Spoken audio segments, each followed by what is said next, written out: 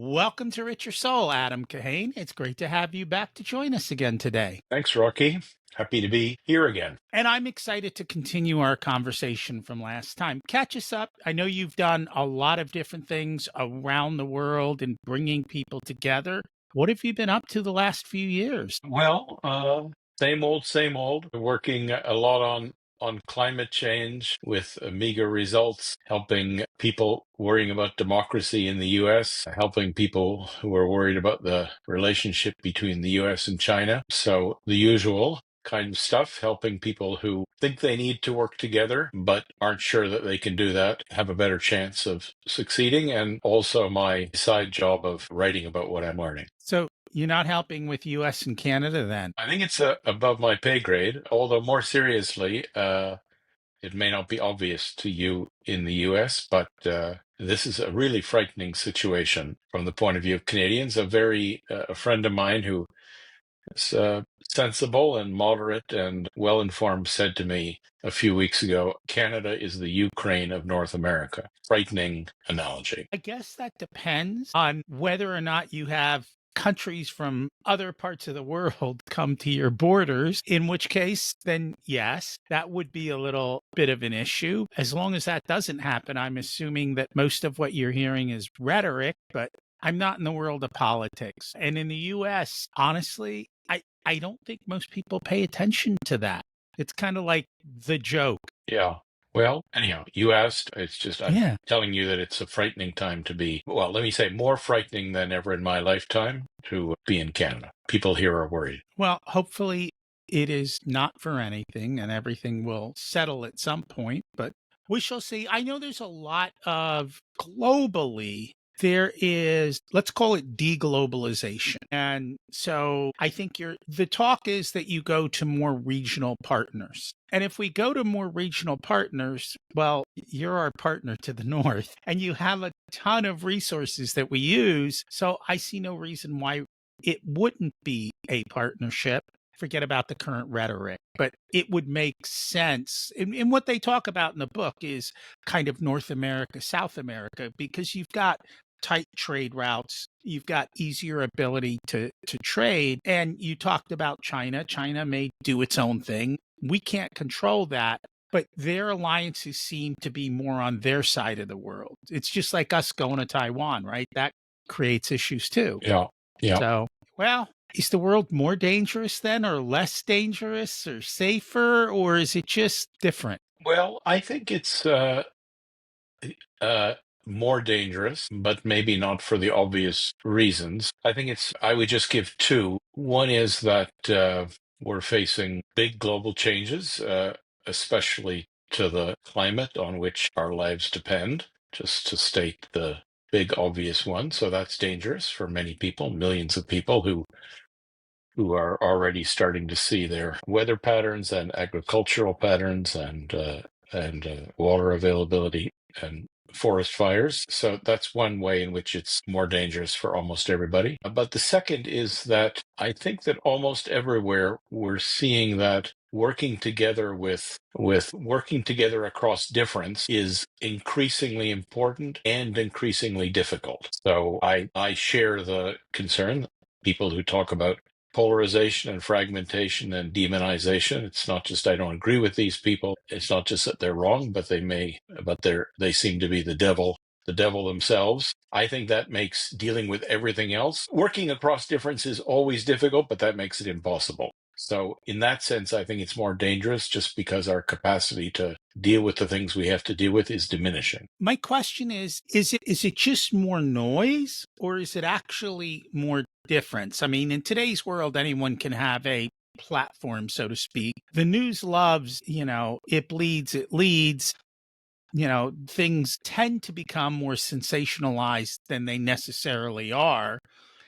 And so is it more sensible? Is it more that sensationalization, or is it actual change or issues? I think it's both. I think it's some of both. And certainly the number of times I've talked to people on all kinds of issues all around the world who say, well, I know it would be good if I could work with so and so, but I really am not willing to be in a room with so and so. And that makes working on things with across those so and so's impossible. And there is sensationalism, and there is new media, and everybody with a fancy microphone's a podcaster. Got to join the crowd. Well, there is that true. The one thing though I picked up from what you said is it's individual people saying I won't or I choose not to, which is never going to work in the long term. And hopefully we come to a shift where those type of people are going to be, I don't know what the right word is, pushed aside or replaced with people who will communicate with the other side and come together.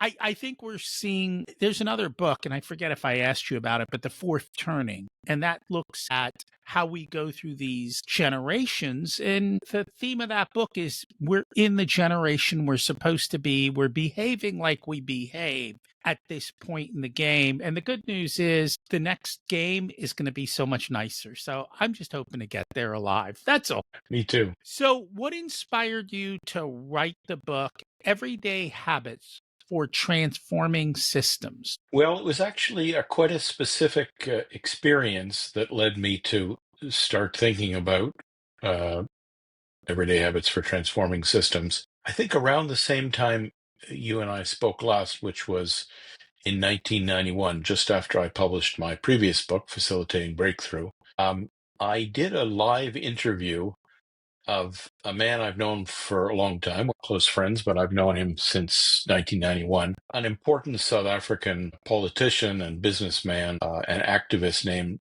Trevor Manuel. He was involved in the project I did in South Africa in 1991 that got me into this whole life of work, helping people collaborate across difference, which we were just talking about. And I'm not an experienced interviewer like you are, but I set up a 30-minute live interview of Trevor to talk to him about what he had done during the transition in South Africa, so the early 1990s, that had enabled South Africa to move from racial segregation to democracy, which is something that at the time almost nobody thought could be done peacefully. And I was asking Trevor about his experience and what he had focused on and what he thought was crucial. And it was a terrible interview in the sense that he was describing or was telling his story in a way that didn't make any sense to me. And I kept interrupting him and saying, well, don't you mean this? And don't you mean that? Anyway, it was 30 minutes live. As soon as we hung up, I got messages from my colleagues, my wife saying, you're a terrible interviewer. Don't quit your day job, disaster. So, this was embarrassing to me, very embarrassing, because Trevor's somebody I respect, but also confusing to me. Like, what was I missing? What was he saying that I wasn't getting? And so I spent a long time reading through the transcript over and over. And I realized that two things. Firstly, that the process of the work you do to transform systems looks completely different if you're in the middle of it on the front line, as Trevor was for years and years, as an activist, as a politician, eventually as a cabinet minister. It looks completely different from the middle than it does from outside, because I am an outsider in that. I'm a Canadian. At the time I met Trevor, I had never been to South Africa before. So that's number one. And secondly, it caused me to ask this question. Well, obviously transforming a system, any system, or any large system, whether it's South African politics or international trade or the climate system, this isn't a one-person job. Nobody does it by themselves. It's a collective activity involving many, many people. But that still raises the question, but what do each of the people involved need to do, not just every few years in an election or a workshop, but day to day? So that was the curiosity that provoked me to start to write a book called Everyday Habits for Transforming Systems. And I didn't know the answer. So I ended up talking to hundreds of people, of which that disastrous interview of Trevor was number one. Sometimes we have to go through these things to have the much better on the other side. No, I'm privileged enough and foolhardy enough that I do lots of things that don't work. But I am also pretty disciplined about when things don't go as I expect them to. I take seriously what happened here and what can I learn and what am I missing and how do I need to change my point of view. So yes, it was good. It was just embarrassing at the time. So let's just talk about what systems are if you can explain them. And it also seems to be kind of where we started this conversation out, that our current systems are not working well. And I think people can see that, like higher education right now. There's a system that's not, even regular public education doesn't seem to be working well. Healthcare seems to be broken.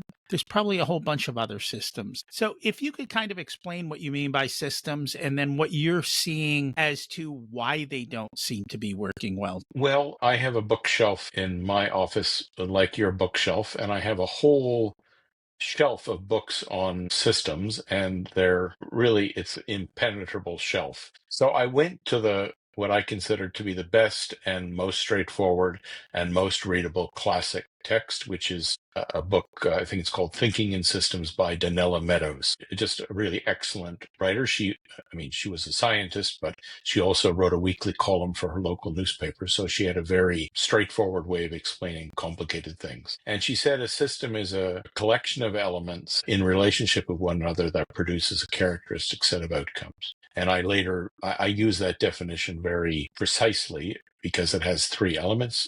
It has the individual elements, the relationships between the elements, and the characteristic results. And I think that the great value about talking about this book in 2025 is that when I used to talk about these things 5 or 10 years ago, people would say, well, what's a system and what's wrong with how they're working? I think nobody asked these.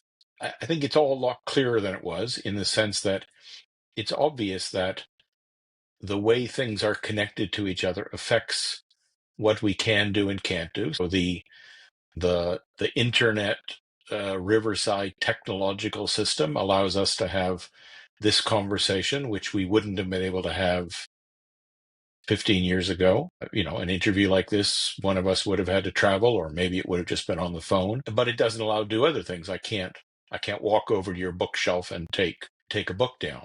So this idea that we're all part of systems, and your list was very good: transport systems, energy systems, education systems, political systems, family systems, supply chain systems that produce certain results. They allow certain things to happen, and they prevent other things from happening. So that's I think easier to understand.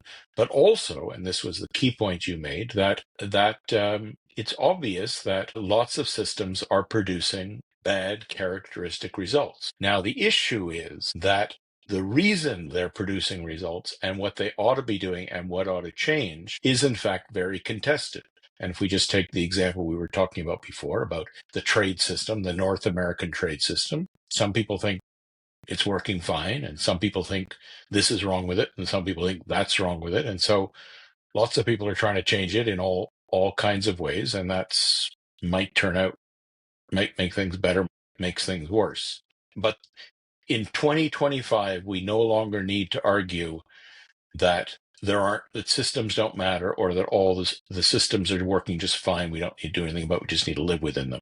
And so so the question the book asks: if you want to change them, what do you have to do? Not just big things once in a while, every day. And so that kind of begs the question. I mean, everyone who's listening is probably not in charge of the systems, right? They're individual players. They might be at different parts of the system. So let's just take medical. It's easy. Somebody might be a doctor who's listening, and so they are a provider in the system. Many of us are probably patients. Somebody might work for an insurance company. Somebody might work for the government that does those types of things. But even if they are in those positions, they don't necessarily have the power to change systems by saying, hey, here's the new rule, all of you go do it.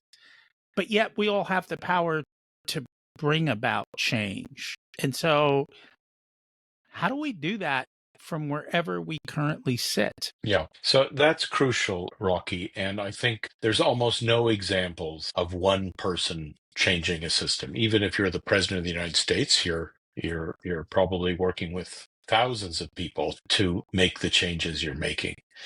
And one of the funny things about being a facilitator and coach is I've never met anybody, including presidents of countries, that don't say to me, well, those people won't let me do this thing. So I think, so the conclusion I reached on this very basic point, it's like page 1 of the book, is, in fact, systems get transformed by many people doing many things for many reasons over many years. It's not one person wakes up and says, let's change everything. Now, of course, there are exceptions.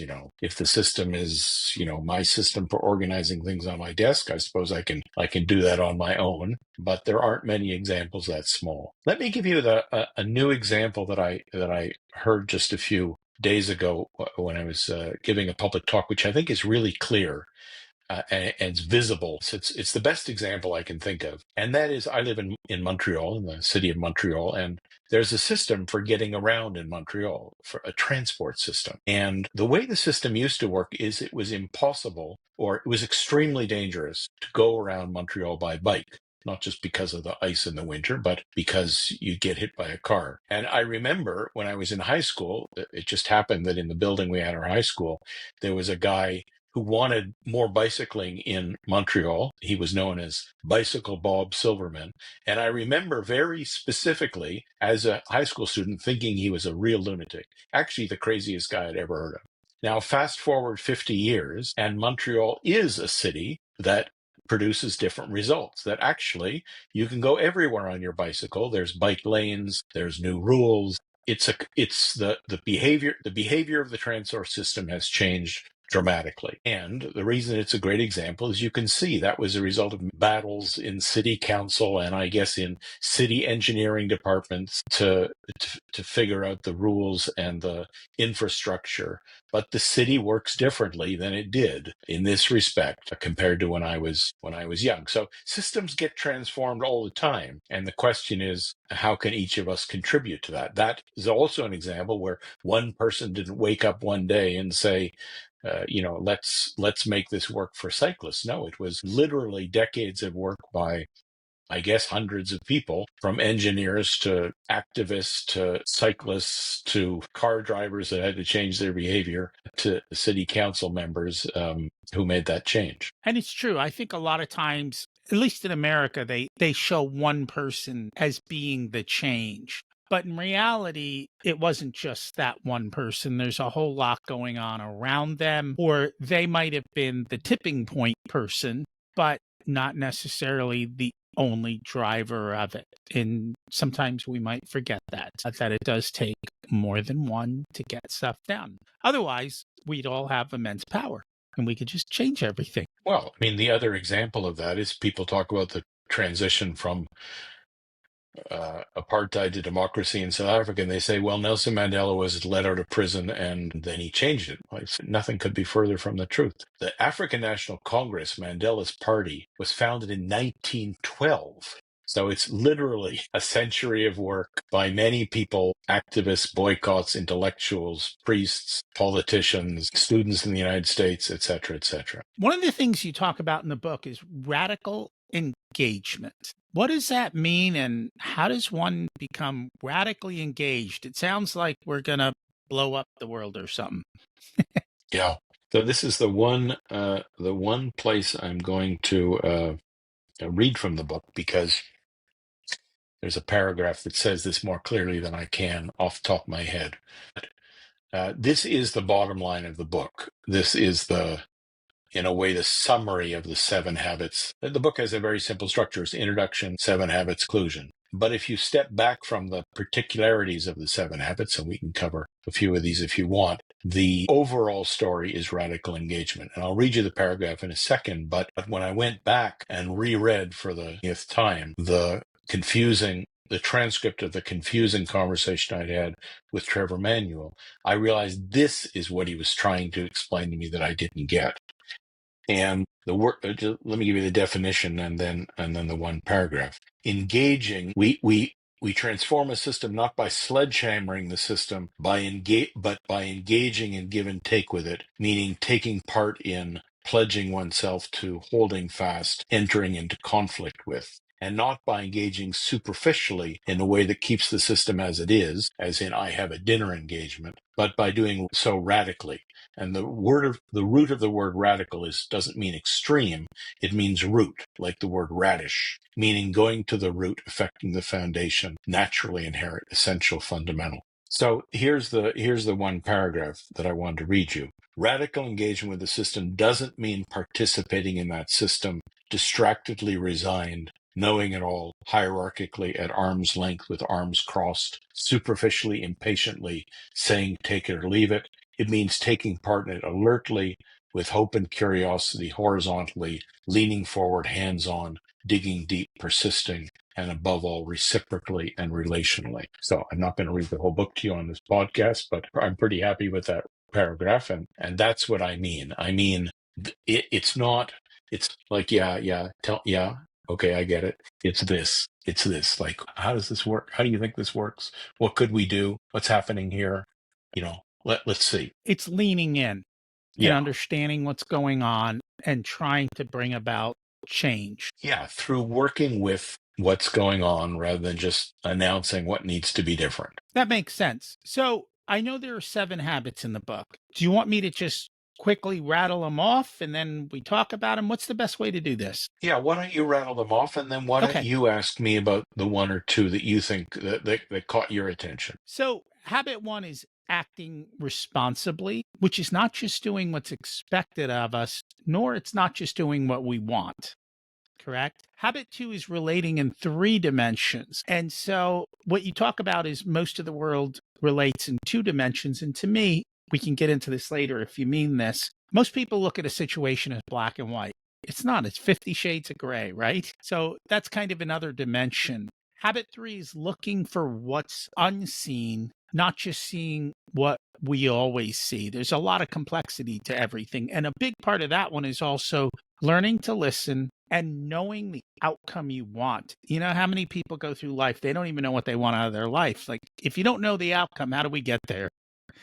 Habit 4 is working with cracks, not just ignoring or shying away from them. Habit 5 is experimenting a way forward. So trying new things, maybe things you aren't familiar with. Habit 6 is collaborating with unlike others. Everybody wants to be with their team, their group. You got to get out into the messy world. And it's funny because even during the last few elections, when the news actually does its job and brings a bunch of people together who are very disparate and has conversations and records them, they're like, America's not fighting. They all seem to get along over here, even though none of them agree. Habit 7, persevering and resting. So it's not just a short sprint, and it's kind of, you've got to go back and forth. And sometimes there's a right time. You talked about Nelson Mandela, and it started in 1912. That's a hell of a long sprint, right? It takes time. These things don't always occur. And sometimes you have to wait for the right time for something to occur. We had talked in the beginning about generational changes. We're in a period of rapid change or a breaking down of old institutions. So sometimes you have to wait for these periods to happen. So as I'm reading through those, habit 2, relating in 3 dimensions, seems interesting. And also habit 3 seems to have a few. And then if we've got time, we'll maybe cover another one.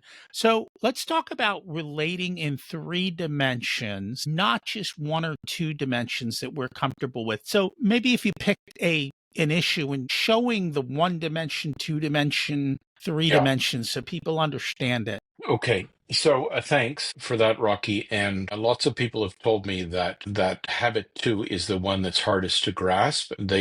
They find it very useful when they get it, but it's the only one that's not straightforward. So I'm happy to explain it. And I agree with you that the world is 50 shades of gray, to use your expression, although I didn't really realize this was a podcast about 50 shades of gray.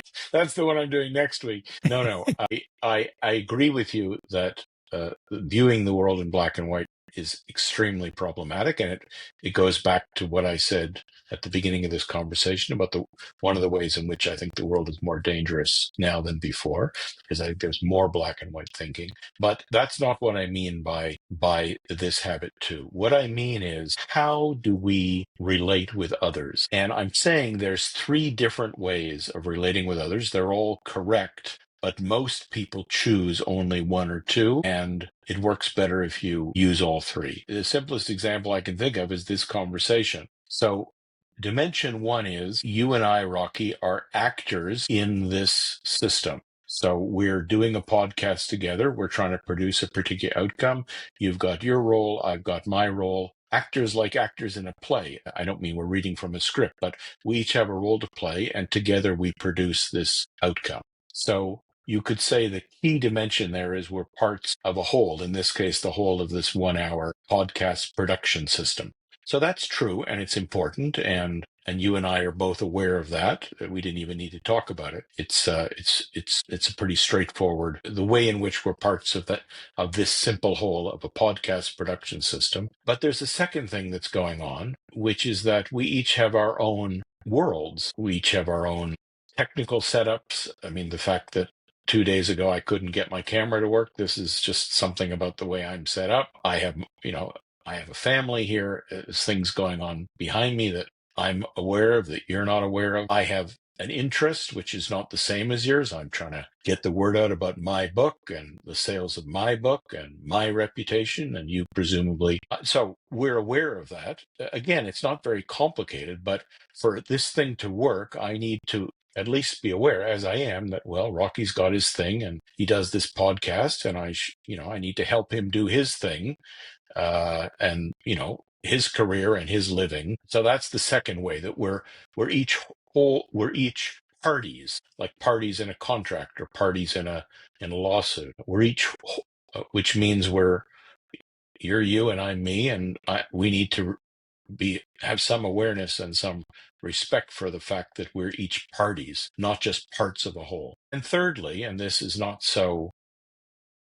maybe not so explicit, but in a certain way, we're relatives. We have a human connection. We haven't spoken about it. I've only met you twice, but I'm aware that I'm talking to a fellow human being, and I'm looking. I guess this is not a video uh, podcast, but we're doing it by video, and the fact that I'm looking at the expression on your face, and I can see, when you're interested and when you're distracted or when you're confused, when you're puzzled. And so, and I'm trying. All of this is, I'm deliberately giving you a simple example, but the fact that we're both humans and that produces a certain connection, and maybe we'll talk about personal things on this podcast, maybe we won't, but even if we don't talk about it, I'm aware that you're not just an actor in a system, you're not just a party, but you're a fellow human being. And so what I'm saying is most people pay attention to only one or two of those dimensions. Actors, treating others as actors, treating others as parties, and treating actors as kin. And I'm saying that if you want to be effective, you need to pay attention to all three. And that makes sense. And I know the first time you were on, you talked about how you brought groups of different people together. And part of that was actually to have free time to let people get together and get to know each other over time. And there are times where even if they don't like each other, they can still work together. Well, this is very important. And as you know, I published a book some years ago called Collaborating with the Enemy, and which is sort of a double click on Habit 6, Collaborating with Unlike Others. And I'm publishing a new edition of that in November of this year. But yes, there's two things that most people don't know, but I think you do. The first is it is possible to work with people we do not agree with or like or trust. It's not easy. It's not straightforward. It may not. I prefer to work with people we agree with and like and trust, but often those aren't the people we need to work with. And secondly, and this is really not obvious, the key is the third dimension. The key is, I may not agree with you, I may not like you, but we are fellow human beings. I see what you're trying to do. And that's so many of my stories from my work life are stories of people who connect as fellow human beings, and that enables them to do some stuff together, even though they may still violently disagree on all kinds of things. The simplest example I can think of is a local sports team. Because even people who are fighting over politics or their beliefs or everything else come together to root for the same team, regardless of their background. Yeah. And they don't even think twice about it. It's kind of funny how that is. You just distract people and they'll do something different. Well, I would put it another way. I think it's a good example. But I think this idea that we can't work with people we don't agree with. Somebody said to me earlier today, don't we need to have the same values to work together? I don't know where this idea came from, that this is a prerequisite. Obviously, it would be It's easier and nice. It would be good if it could happen. But the truth is, we can work with people who are very different from us. And, when I was rewriting Collaborating with the Enemy, I spent a month at an academic institution. I'm not an academic. I don't spend much time in that world. But I said, I'm working on a book. I'm rewriting a book called Collaborating with the Enemy, How to Work with People You Don't Agree With or Like or Trust. And there was a guy in the group, an urban historian. He studies cities, not something I know anything about. And he said, Adam, you write it as though that's something extraordinary. That's the definition of a city. A city is where people live together and get on with people, most of whom they don't agree with or like or trust. Why are you saying it's extraordinary? It's actually ordinary. And I thought it was a very, very good corrective. So this idea that's come up recently that if we don't agree with each other or we don't like each other, we can't do anything together, we have to kill each other, is a terrible misunderstanding and belied by most city life all around the world forever. Interesting. Why do you think people have so much trouble with this particular habit? Which one, number two? Number two. I just think well, I think they have trouble understanding the chapter because it's the most abstract of the seven, and what do I mean by three dimensions? But I think the reason they have trouble doing it is because these are three different languages. If I think of the climate world, for example, I've done a lot of work in climate change locally and nationally and globally, and these are three different discourses that never meet. I mean, people who talk about climate change and the atmosphere and 1.5 degrees C and carbon dioxide emissions, they talk as though they say we're all on this planet together, we're all affected by the climate, as though that's the end of the story. They talk about actors in this case, the global economic engineering climate system.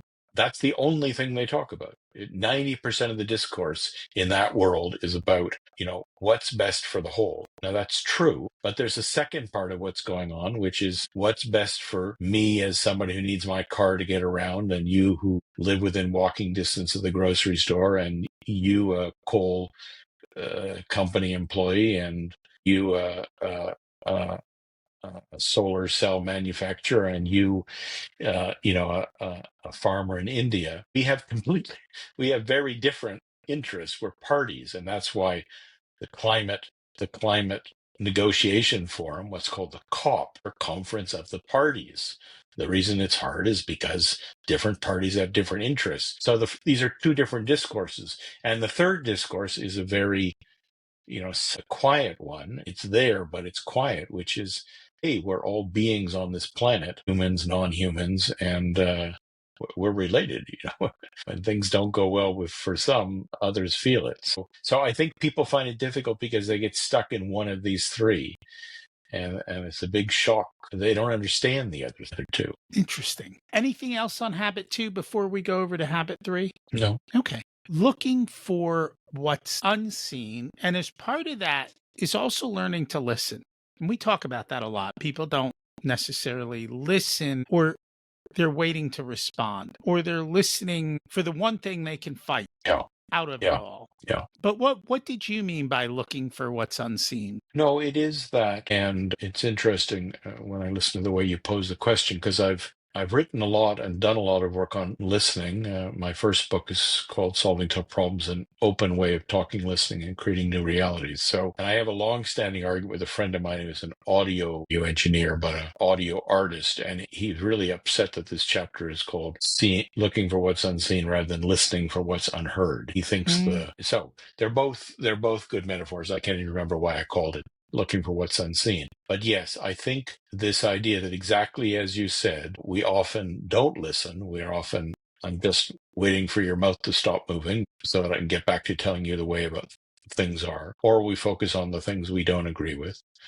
But the point of this habit three, is if you want to find a way to make a difference in the system, you have to be able to hear or see. These are equivalent metaphors for me, more than what you're seeing. And the trick to that, it's not very complicated. It involves listening to somebody, or talking with somebody, or seeing through the eyes of somebody who is in a different part of the system. But if you just talk to people who are situated where you are and see what you're seeing and think what you're thinking, then you're unlikely to understand enough to be able to figure out what to do. But looking for what's unseen, the easy way to see what's not seeing is for me to go to somebody who's somewhere different and say, hey, how does this look to you? And the big revelation in that first workshop that I did uh, 34 years ago in South Africa is when you have a meeting where the participants are people from different parts of the system, in this case, different parts of South Africa, black and white, men and women, business, government, civil society, opposition, establishment. When you're trying to see what you're not seeing, you don't need to commission a study or go to a library. You just turn to the person sitting next to you and say, what's it look like from where you are? And you can really learn a lot very fast that way. But it requires you to get out of your bubble and be willing to talk to somebody who sees something different and thinks something different and wants something different. That's the point. That's what habit 3 is. There's a couple questions I have on this. In the world of money, I will hear people say things under their breath.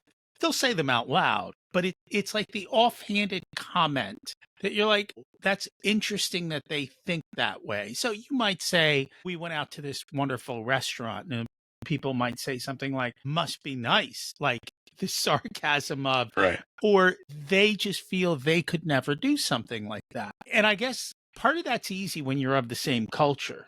But when you're across different cultures, you probably totally miss that meaning of, I don't know, euphemisms or ways of Yeah. saying things locally Yeah. that Yeah. don't translate well as well. But it's also listening for that little comment Yeah. that's off Yeah. the cuff as well. Yeah. Yeah. No, that's great. And I often find in meetings, for example, that you can have a hour meeting in somebody's office and it's interesting, but it's when you stand up and go to the door that they say the thing that really explains the whole thing. So it's almost like when I relax and I'm not worried about the meeting itself, that we can talk about what turns out to be very interesting. It's also not symmetrical. Somebody was saying to me this morning that hierarchy plays a big role, that things look different from the bottom or from the top. And, women understand how men think better than men understand how women think in patriarchal systems, etc. So, but yes, I think what's required is exactly what you said. It's the alertness and the curiosity to say, oh, that was just a offhand comment, or that was just a passing comment, or that was something I really didn't get. I wonder why they said that. Why did they focus on that thing? My favorite joke about this is a man comes into a bar, he sits down at the bar, and the bartender, and man walks into a bar, he's got a parrot growing out of his forehead. He sits down at the bar, and the bartender says, "What happened to you?" And the parrot says, "I don't know. I woke up this morning with just a pimple on my ass." And I've always liked that joke because you think it's about the man, and then it's about the parrot. So it's yeah. So what's the other way to look at it? Why did they say it that way? When I talk about this, I always talk about A, but when you talk about it, you talk about B. And rather than just rushing past that to say, why does Rocky keep mentioning this thing? I don't get it. There's something in Rocky's mind. He's seeing something I'm not seeing. Now, maybe it'll turn out to be important, maybe it won't. Maybe it'll be interesting, maybe it won't. But I could pause and say, Rocky, why do you focus on that? What are you seeing there? When you mentioned earlier about they don't speak till you walk out the door, it reminds me of Columbo. And I don't know if you ever watched Yeah, yeah, Columbo yeah, yeah, years ago. yeah. But He he would was a pause. He would detective. pause at the door, right? Yeah, He would yeah, always walk out the door, almost shut the door, open the door again, poke his head in with a yeah, yeah, simple little offhanded question. yeah, And it was that question that always got the criminal to yeah, give up, yeah, because it was like, I'm done and the yeah. conversation's over. And he would just put that little poke and he would always, find his way back in. And honestly, in the world of sales, it's that same concept. Hmm. It's that once the not the tension, but once the you drop your guard, and that's kind of what you said. At the end, you tend to drop your guard, and that's where the conversations happen. I do like the concept of listen for what's unheard, because I think that's something we can all do no matter what. The other thing that came up when thinking about this particular one was the concept of the hidden agenda. And it's looking for what's unseen in a sense. A lot of times you'll see people come out and promote a particular topic or whatever it is. And when you start to dig into it, you realize didn't know. So, you were talking about climate change. A particular person's out talking about something, and the next thing you know, they actually work for the coal company. But nobody ever said that. Um, or maybe it's a woman or man and their spouse works for the coal Yeah. company, Yeah. which is, Yeah. these things happen. I think that's a good example of what I call the second dimension, people as parties rather than as actors. And what's really so clear to me from the work I do is that asking people to leave their agendas at the door is an illegitimate or manipulative request. Everybody's got an agenda. When we're only in actor speak, we're not allowed to discuss our agendas. It's considered selfish or not being a team player. But every single person has an agenda. And what I mean by the party, the second dimension, the party dimension is, okay, let me find out, why are you saying what you're saying? You don't have to hide it. You're working for a coal company, you believe this, or your income depends on it, or your boss told you you have to say this. I need to understand that.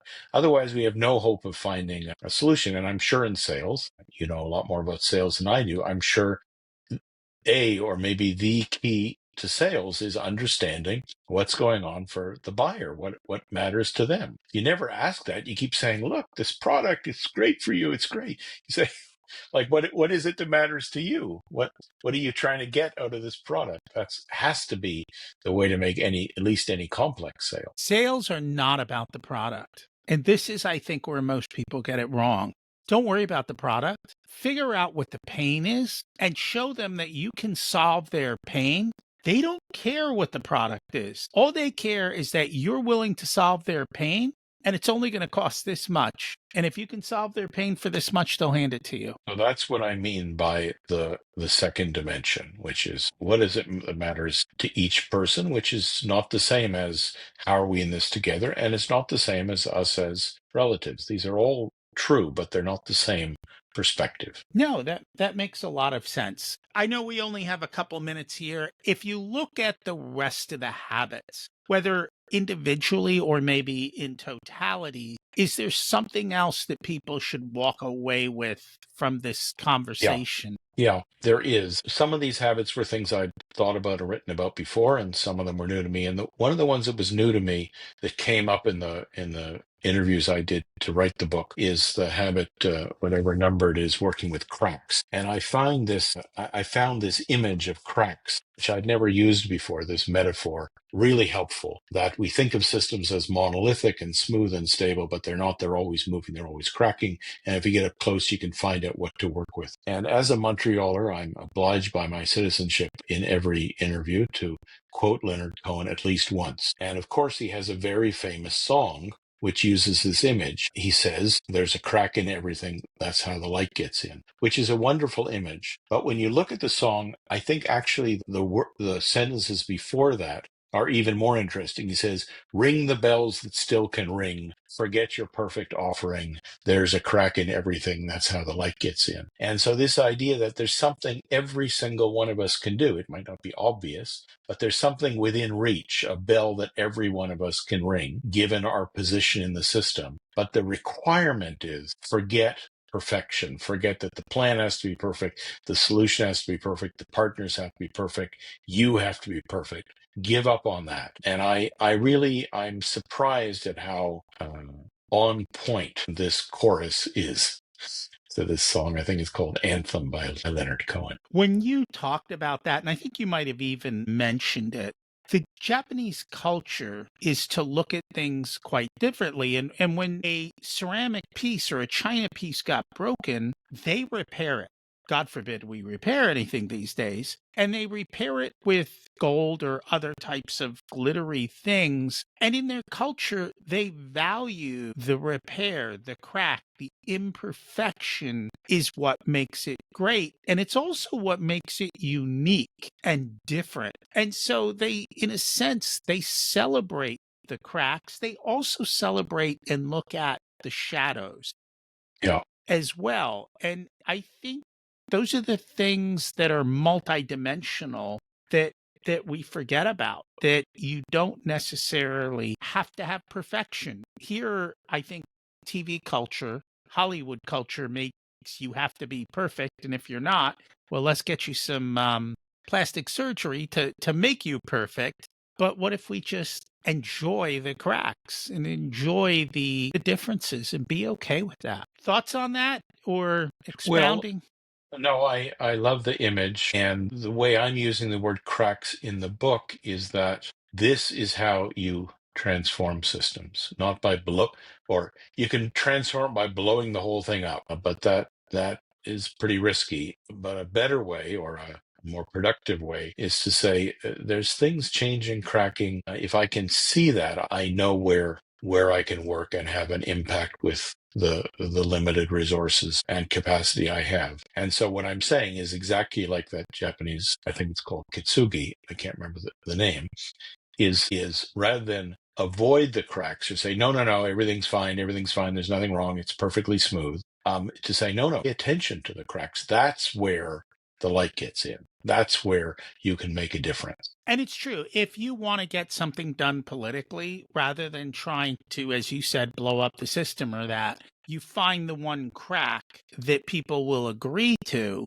And that's where you can get yourself in. And once you're in, then you can expand from there. And that happens in many different parts of Yeah, politics and bringing it about. exactly. Well, thank you for joining us today. If people would like to learn more, get the book, learn more about you, how do they do all of that? Really not very hard. Adam Kahane, ADAMKAHANE, adamkahane.com will bring you to my website and the website of Reos Partners. And I wouldn't say the book is piled up in airports, but it is available. It is available from your local bookstore, this book and my 5 others. Awesome. Thank you so much for joining us today. Thanks, Rocky. Hey, thanks for checking out the full unedited video of the Richer Soul podcast.